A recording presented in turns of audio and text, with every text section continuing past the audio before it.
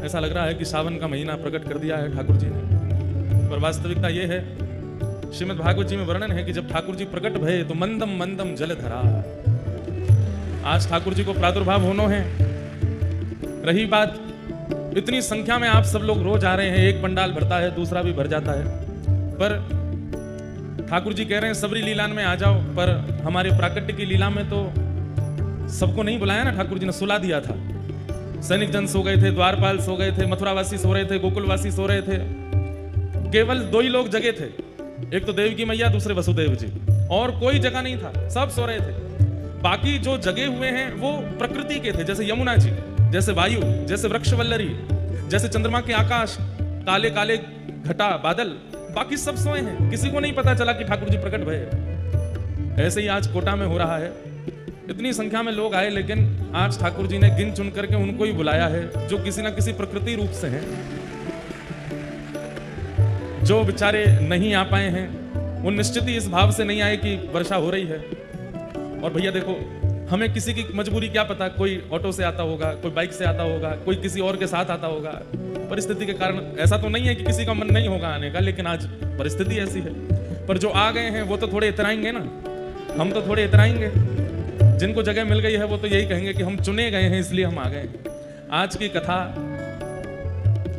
Elon group वाले हमारे सब परिवार, मंदना परिवार ने इतना सुंदर उत्सव रखा, उसमें पास सिस्टम रखा कि भाई रजिस्ट्रेशन कराओ, पास लो, आ जाओ, फ्री ऑफ कॉस्ट है। लेकिन आज के पास तो ठाकुर जी बांट रहे हैं, और आज जिनको एलन वालों ने पास दे दिया वो भी नहीं आ पाए। आज तो वही आए हैं जिनको मथुराधीश जी ने पास दिया है। बोलो मथुराधीश की जय। हमारे ब्रज में पद गाते हैं, उसी भाव से हम कह रहे हैं कि लाल जी, ये सुबह से घनघोर आपके जैसे दिखने वाले बादल, ठाकुर जी का रंग कैसा है? ऐसा ही है जैसा अभी आकाश का है, यही डिट्टो रंग है ठाकुर जी का। लेकिन इन काले बादलों को देख करके गोपियां कहती हैं ये बरस रहे हैं ठाकुर जी, आप कब बरसोगे? वही भाव से हम गा रहे हैं, कब बरसे गो आए श्याम घन, कब बरसे गो आए। देखो, आप सब लोग कोटा के रहने वाले हैं, और आज सुबह सुबह हम प्यारे मथुराधीश जी का दर्शन करने के लिए गए, और पास में विराजमान श्री वल्लभाचार्य जी के लाला नवनीत प्रिया लाल जी का भी दर्शन करने गए। सुबह ही सुबह पलना झूल रहे थे, इतना सुख दे रहे थे, और वहां जाकर के लग रहा था कि ये तो वृंदावन ही है, और वास्तव में पता चला कि कोटा का नाम नंदगांव रखा गया है। ये तो नंदगांव है।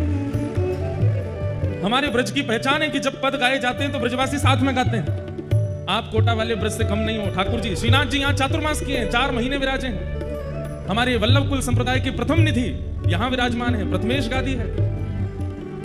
इतना सब कुछ आप कोटा वालों को मिला है। हम तो 3 दिनों से सोच रहे थे कि हम ही ज्यादा इतरा रहे हैं, पर आप लोगों पे भी कम कृपा नहीं है, ठाकुर जी की बड़ी कृपा है।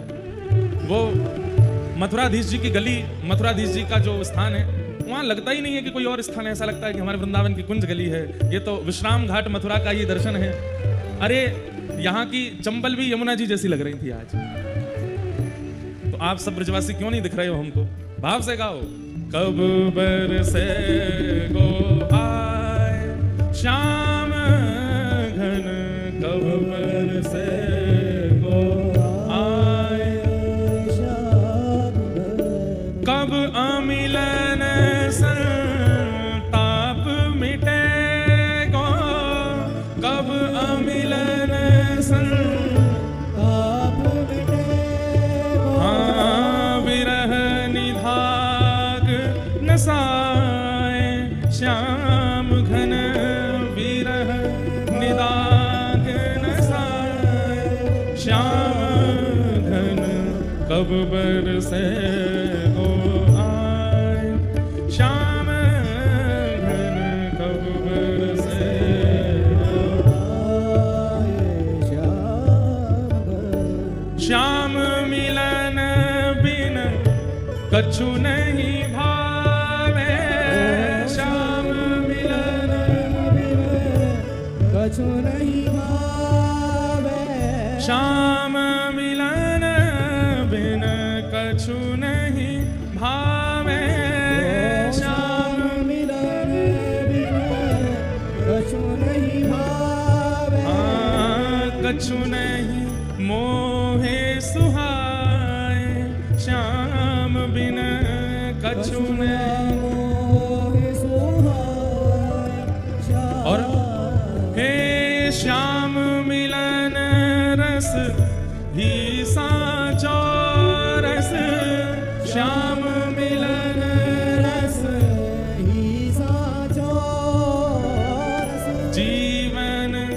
रस सरसाए श्याम बिन जीवन रस सरसाए श्याम बिन कब बरसे गो आए श्याम घन कब बरसे गो आए श्याम कब बरसे गो आए श्याम घन बरसे गो आए।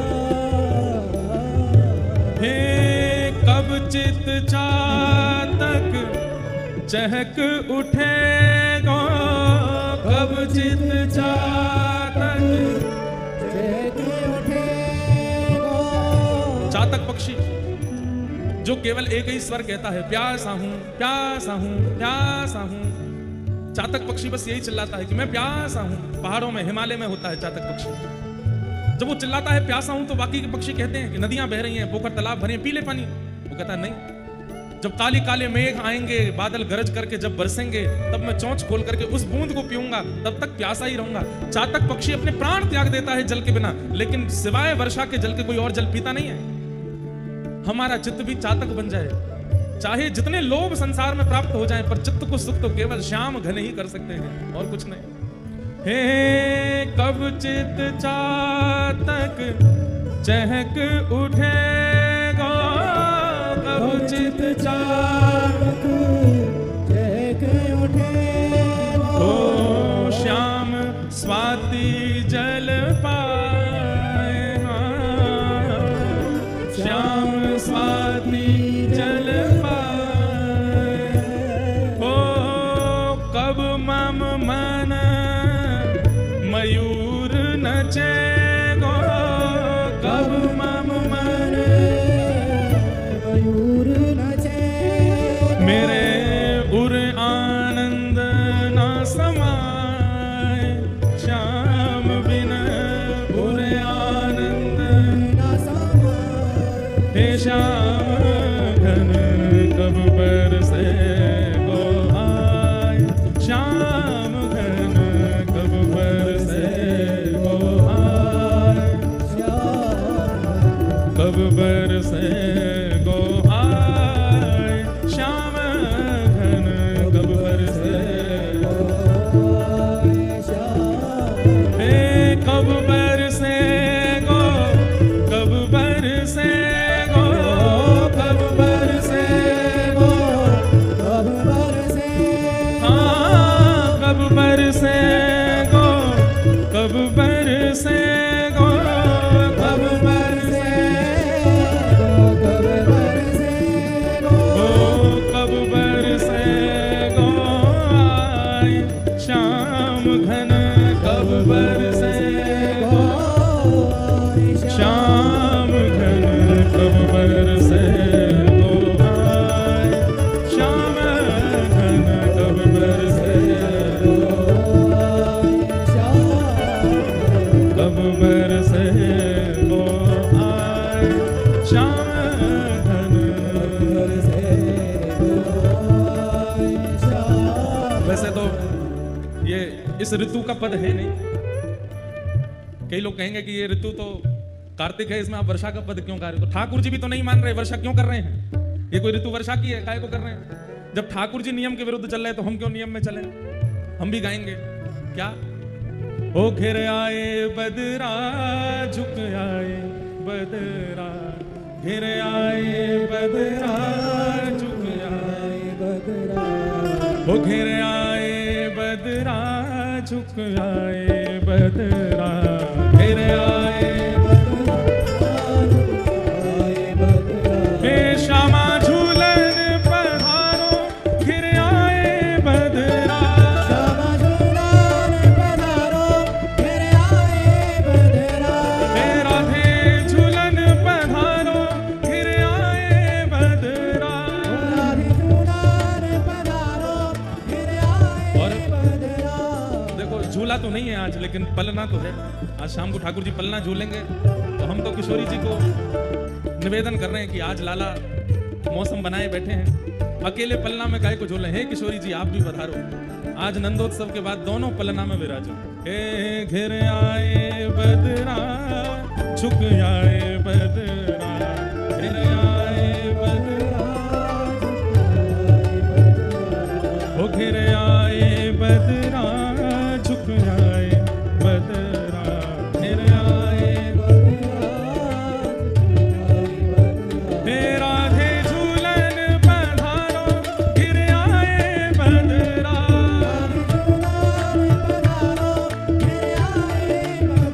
हे श्यामा झूलन पधारो, घिर आए बदरा।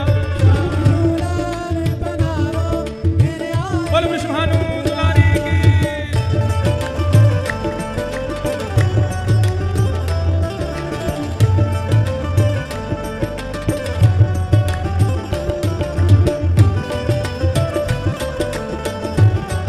बोल विष्णु के जमाई की, मथुराधीश की।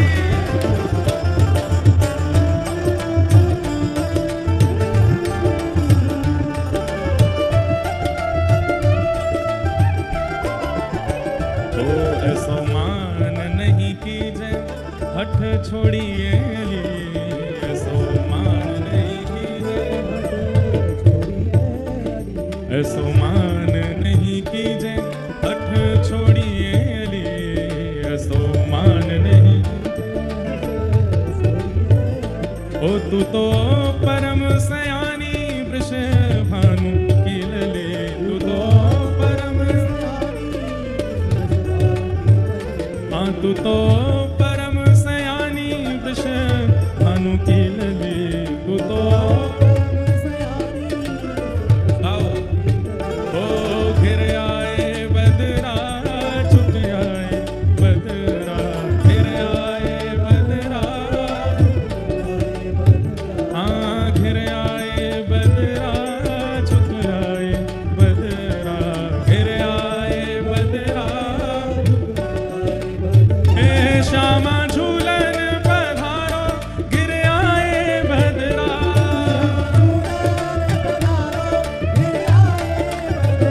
हे राधे झूलन पधारो, घिर आए बदरा।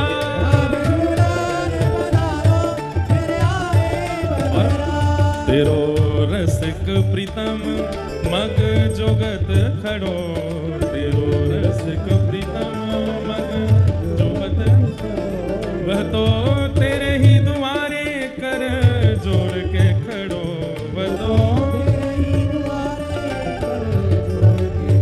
हाँ वह तो दो कर जोड़ तेरे चरण पड़ो, वह तो हे घिर आए बदरा झुक आए बदरा, घिर आए बदरा, ओ घिर आए बदरा झुक आए बदरा, घिर आए। आओ हे राधे झूलन पधारो, घिर आए बदरा, हे श्यामा झूलन पधारो, घिर आए बदरा, हे राधे झूलन पधारो, घिर आए बदरा। जय जय श्री राधे, जय जय श्री राधे, जय जय श्री राधे।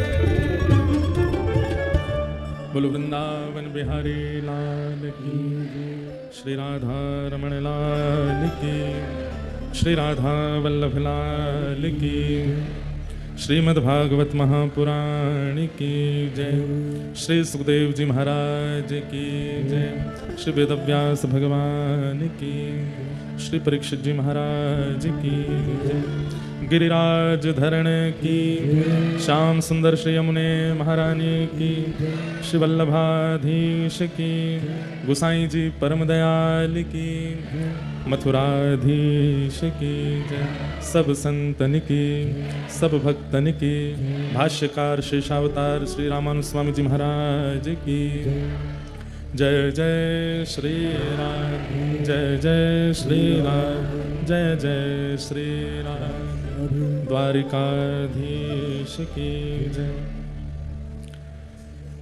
परम मंगल में प्रात प्रखलेश्वर, अकारण करुणा वरुणालय भक्त वांछा कल्पतरु, तड़ित्वित विनिंदित पीताम्बरधारी श्री बालकृष्ण लाल की वांगमयी शब्दमयी वाणीमयी प्रतिमूर्ति हम आप सबके मध्य में विराजमान श्रीमद् भागवत महापुराण को बारंबार प्रणाम। संत जनों की परम कृपा से, भगवत जनों की परम इच्छा से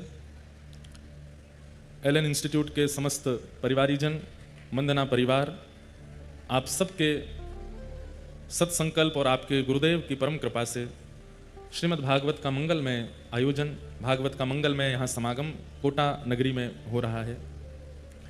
मंच पर विराजमान समस्त विप्रवृंद, समस्त गंधर्वजन, भूदेवी श्रीदेवी के साथ विराजमान साक्षात प्रभु और आप सभी कोटा निवासी श्रोता भाई बंधु मातृशक्ति, छोटे बालक, मित्र, सखा, यहाँ पर उपस्थित सभी जनों को जय श्री कृष्ण, जय श्री कृष्ण, जय सिया राम, जय श्री राम, जय श्रीमन नारायण, जय श्री नारायण, जय जय श्री राधे। जय श्री परमानंद के साथ ये भागवती कथा आज अपने चतुर्थ दिवस में प्रवेश कर रही है। आनंद का क्षण इतनी जल्दी व्यतीत होता है, ऐसा लगता है कल ही कथा प्रारंभ हुई थी, कल ही तो आए थे, अब तो विश्राम की ओर जा रहे हैं। अब आज के बाद 3 ही दिन की कथा रह जाएगी, कल परसों और उसके अगले दिन। ये नियम है कि आनंद के क्षण जल्दी व्यतीत होते हैं और उसमें भी वर्षा होना या ये सब क्रिया होना, कई बार ठाकुर जी प्राकृतिक रूप से अपनी उपस्थिति दर्ज कराते हैं। अब प्रत्यक्ष ठाकुर जी अगर शंख चक्र गदा पद्म लेकर के आ जाएं तो हम लोग तो छोड़ेंगे नहीं, पीछे पड़ जाएंगे उनके, बेचारे इनको बैठे हुए को भी जगह नहीं मिलेगी। इसलिए ठाकुर जी अपनी प्रकृति रूप से आते हैं कथा में। और वर्षा का भी रूप देखिए, सुबह से मूसलाधार नहीं हो रही है, मंदम मंदम ही हो रही है, धीमे धीमे। कथा पंडाल में जगह जगह से ठाकुर जी प्रवेश कर गए हैं।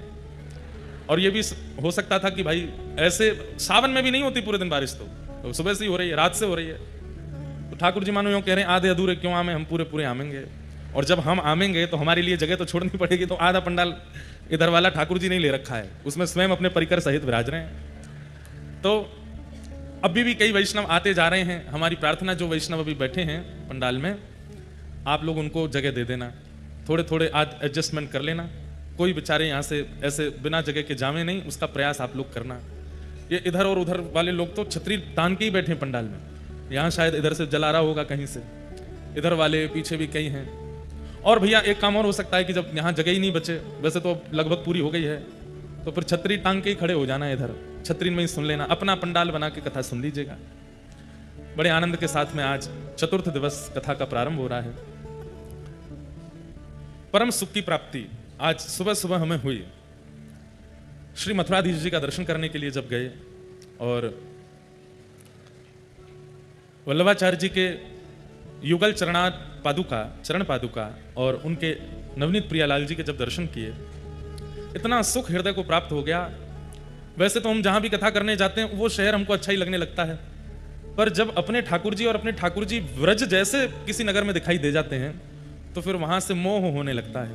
हम पहली बार कोटा आए हैं, एलन परिवार का बड़ा धन्यवाद, हमको कोटा बुला लिए आप लोग। वैसे तो बहुत योजनाएं बन रही थी कि कोटा में कथा होनी है, पर समय नहीं दे पा रहे थे। राधा रमन जी ने इस कथा का नियोजन किया। हमारी सबसे बड़ी बहन जो है वो श्री राधा रमन लाल जी की सेवा में है और उनकी आज्ञा हो गई, शाम दाम दंड भेद कैसे भी करनी है कथा, हमें नहीं पता, हमारी बात रखो। तो ऐसा मानेंगे कि श्री लाल जी की इच्छा थी, राधा रमन जी की इच्छा थी, ये कथा कोटा में होनी चाहिए।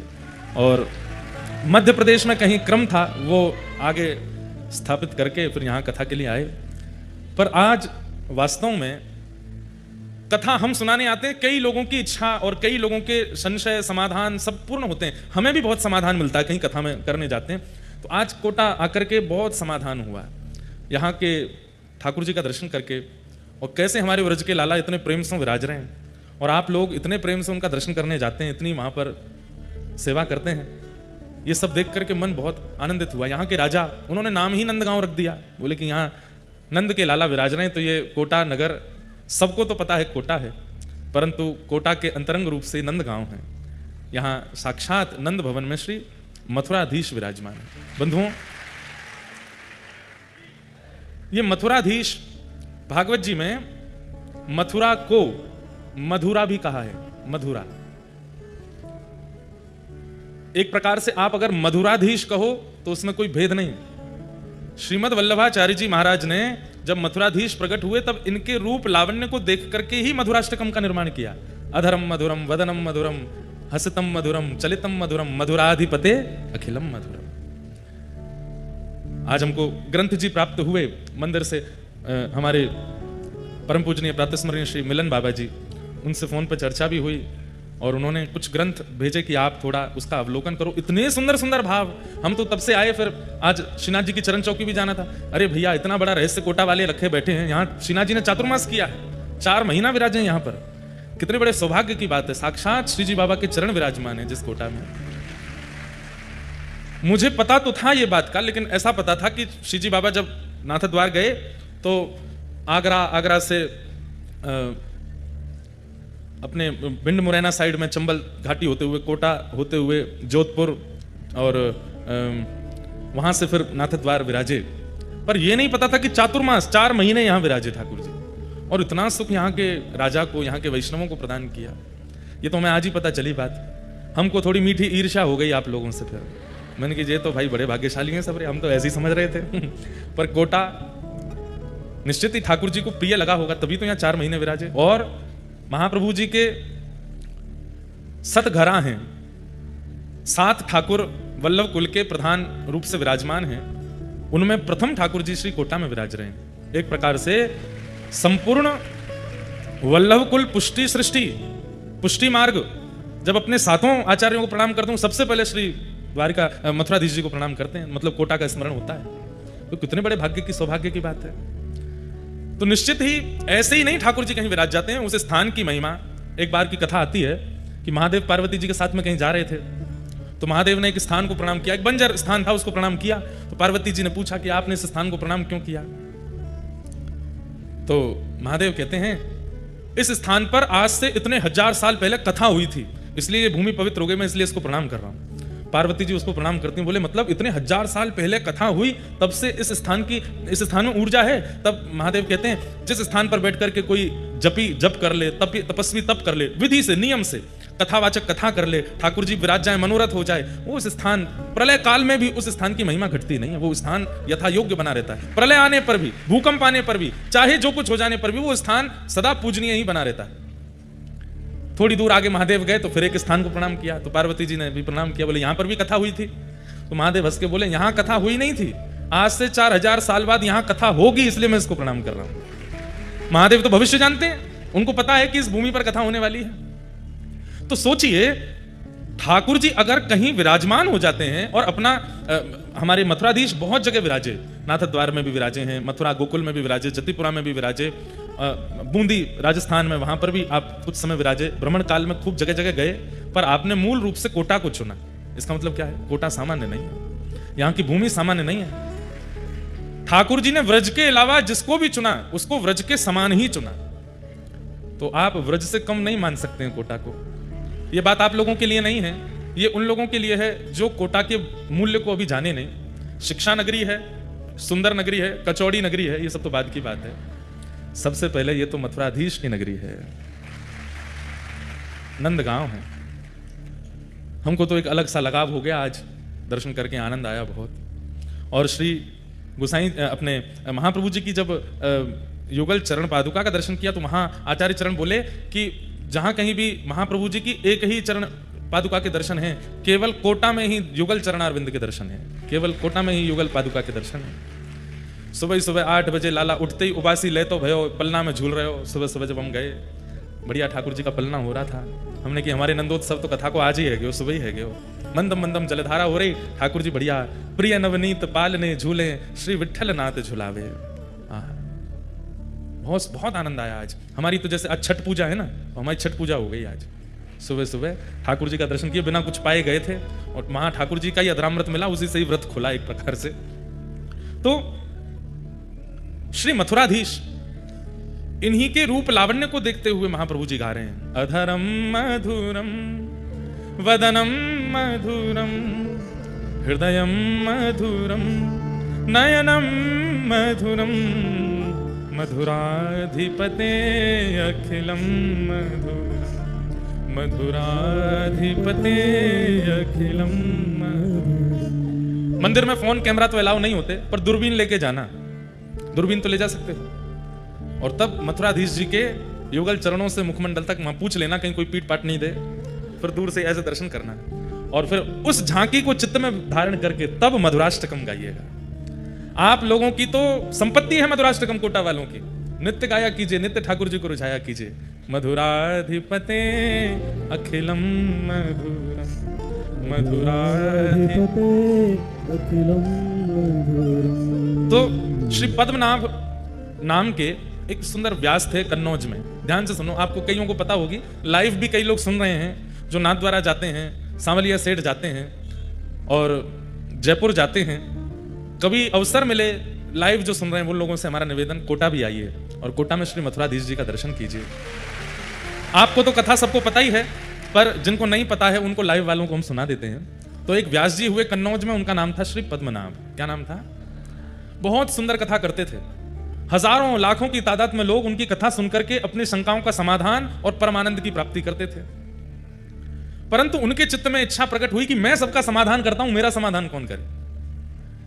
कई बार बंधुओं, कथा कहने वाले सबके समाधान करते, पर उनके चित्त में भी इच्छा होती है कि हम भी कहीं किसी गुरु आश्रय में जाएं जो हमारा समाधान करे। और एक बात बताएं, वक्ता अगर इस प्रकार की वृत्ति रखता है उसको अहंकार कभी नहीं हो सकता। नहीं तो इस व्यासपीठ पे अहम बहुत जल्दी आ जाता है। इतने लोग प्रणाम करते हैं, इतने लोग वंदन करते हैं, इतने लोग सब आगे पीछे घूमते हैं, सब करते हैं, तो अहम आना बहुत स्वाभाविक हो जाता है।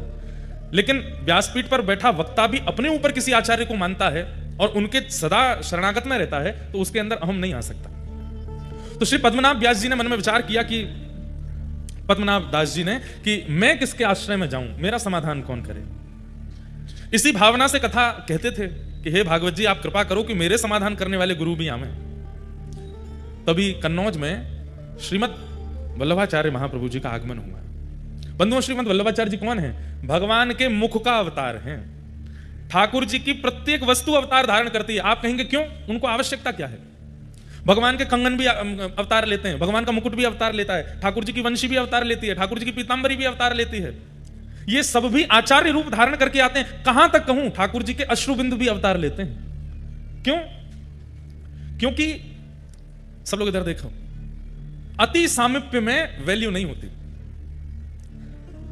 ठाकुर जी के जितने भी आयुध हैं, ठाकुर जी के जितने भी श्रृंगार हैं, स्वयं ठाकुर जी का मुखमंडल, हस्तकमल, चरण कमल, ये सब भी विचार करते हैं कि हम ठाकुर जी के इतने समीप रहते हैं कि ठाकुर जी को सामने से देखने का अनुभव हमको नहीं हो पाता।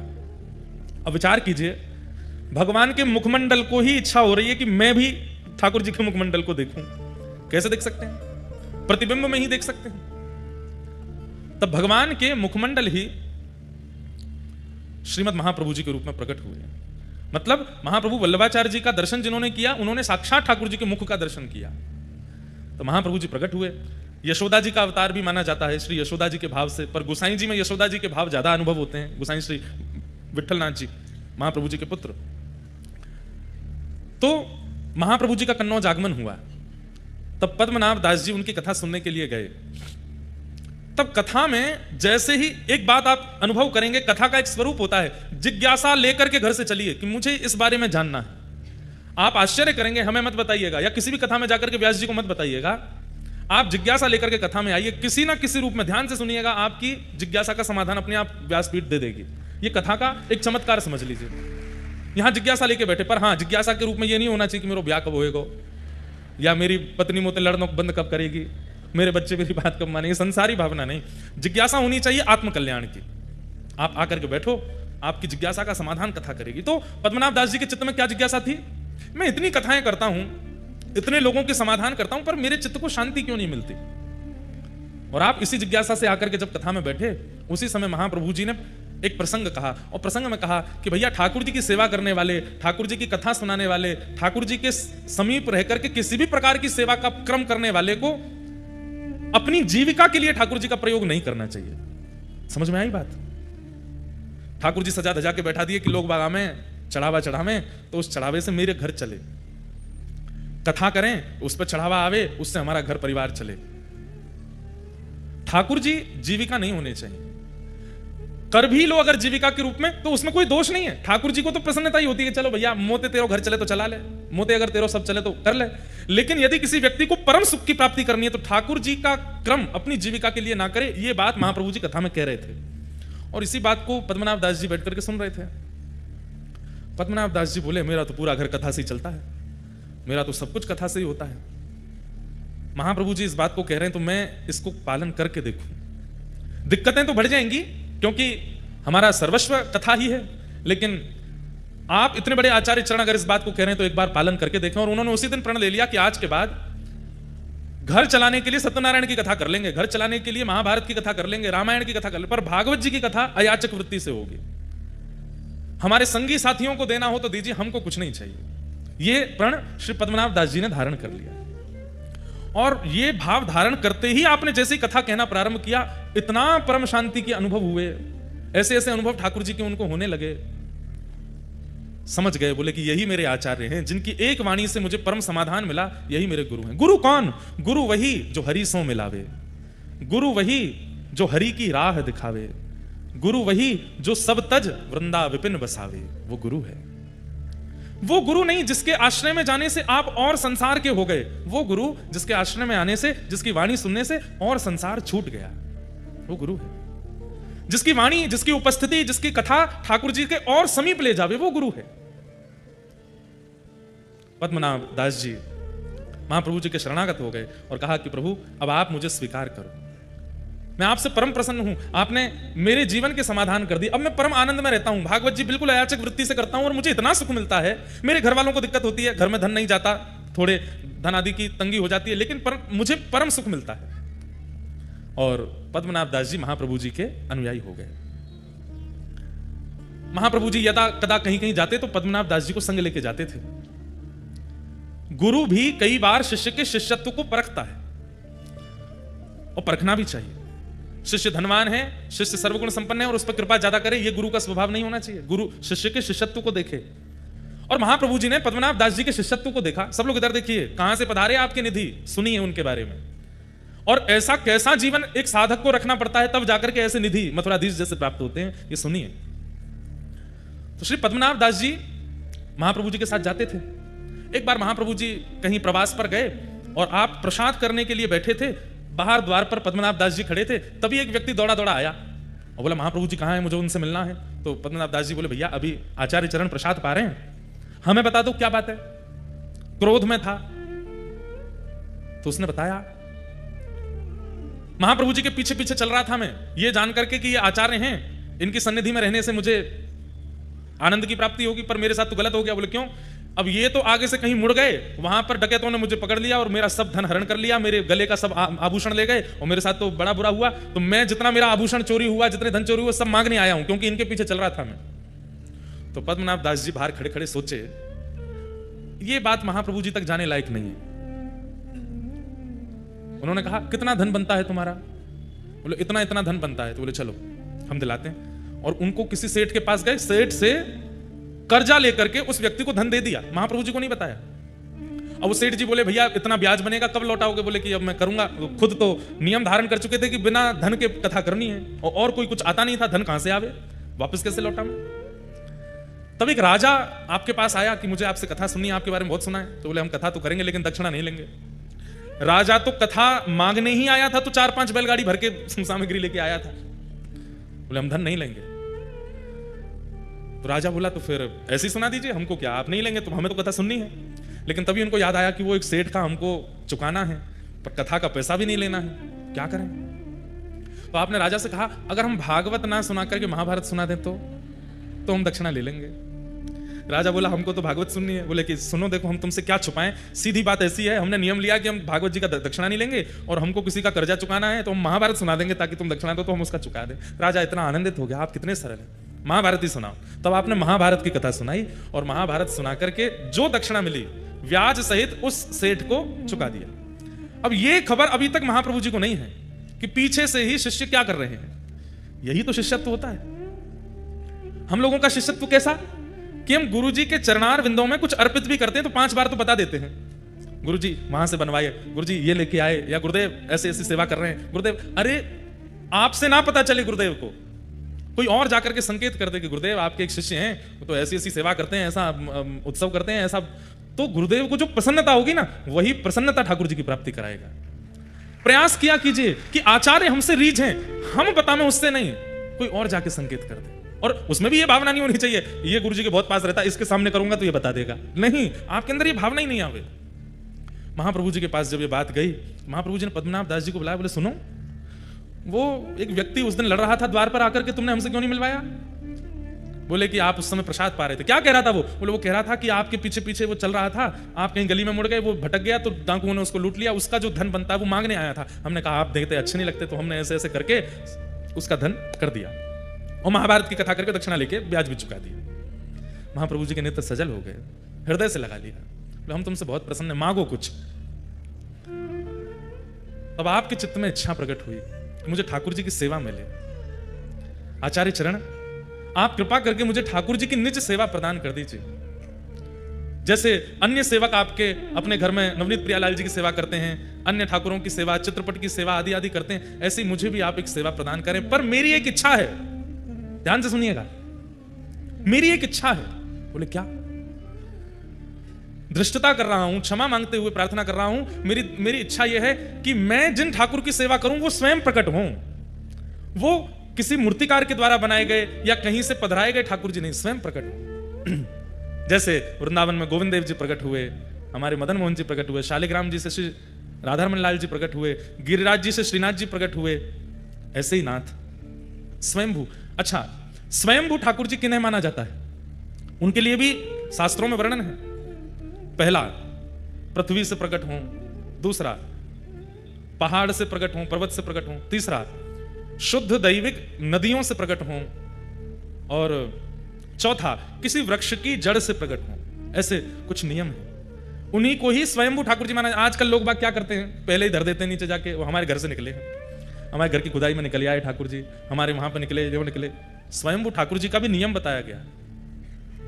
या शालिग्राम से प्रकट हों, जैसे हमारे राधारमन लाल जी, उनको स्वयंभू ठाकुर जी माना जाता है। तो श्री पद्मनाभ दास जी ने इच्छा प्रकट की कि महाप्रभु जी, मैं सेवा करना चाहता हूं ठाकुर जी की, लेकिन ठाकुर जी स्वयंभू हों, स्वयं प्रकट हों। महाप्रभु जी प्रसन्न हो गए, बोले चिंता मत करो, प्रतीक्षा करो, अगर सेवा चाहते हो तो सेवा तो आज से पधरा दें, लेकिन तुम्हारी इच्छा स्वयंभू की है तो स्वयंभू के लिए चित्त में ठाकुर जी को विराजमान करो और बस प्रतीक्षा करो, कृपा होगी तो ठाकुर जी प्रकट होंगे।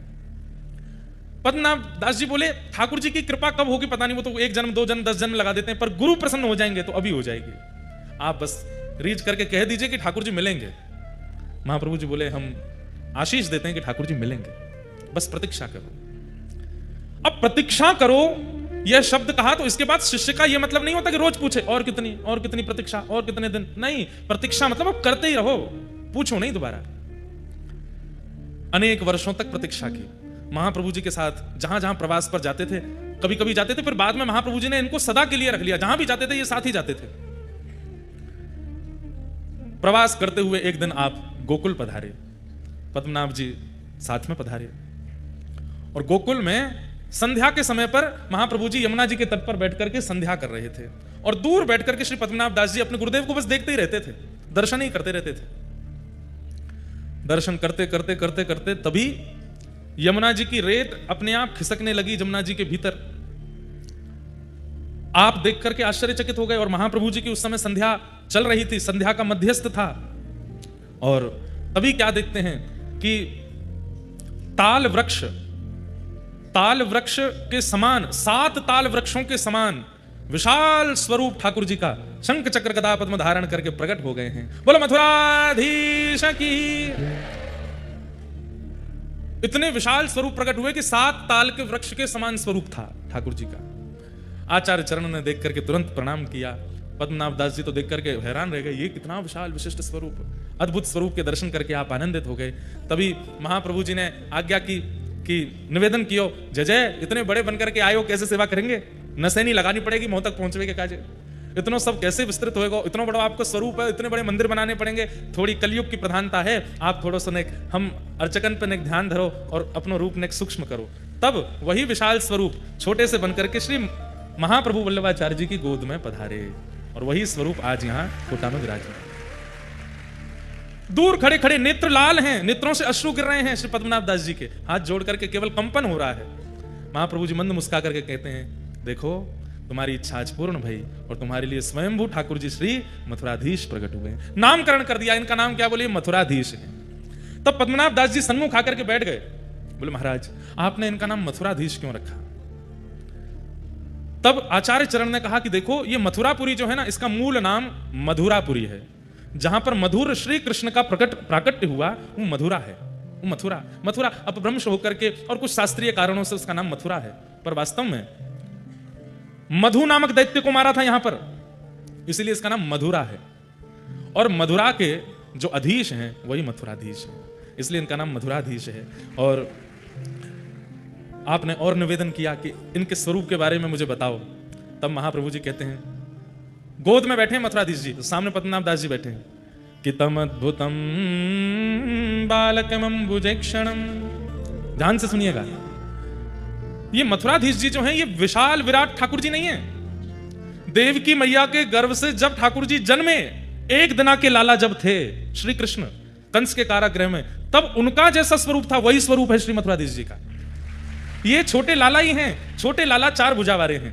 तमद्भुतम बालकमंबुजेक्षणम चतुर्भुजम शंख गदार्युदायुधम श्रीवत्सलक्ष्मं गलसौभकौस्तुभम पीतांबरम सांद्रपयोध सौभगम।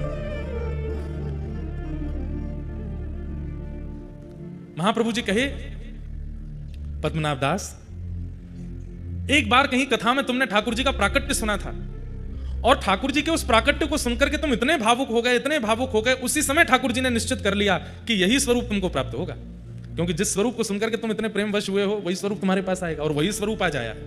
देवकी मैया के गर्भ से जन्म लेते ही ठाकुर जी का जो स्वरूप है, छोटे से लाला हैं, शंख चक्र गदा पद्म हाथ में धारण किए हैं, वही लाला तुम्हारे लिए आए।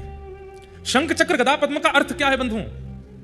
पृथ्वी, अग्नि, जल, वायु और आकाश, ये पंच तत्व हैं। बहुत ध्यान से सुनिए सब लोग, इधर देखो, इधर देखो, सुनो।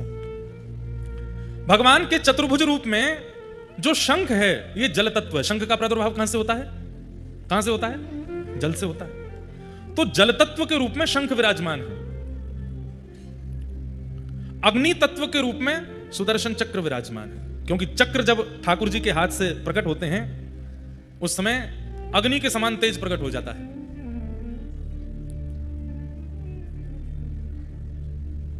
और जो भूमि तत्व है उस भूमि तत्व से ठाकुर जी के हाथ में कमल विराजमान है, और आकाश तत्व से ठाकुर जी के हाथ में गदा विराजमान है, और वायु तत्व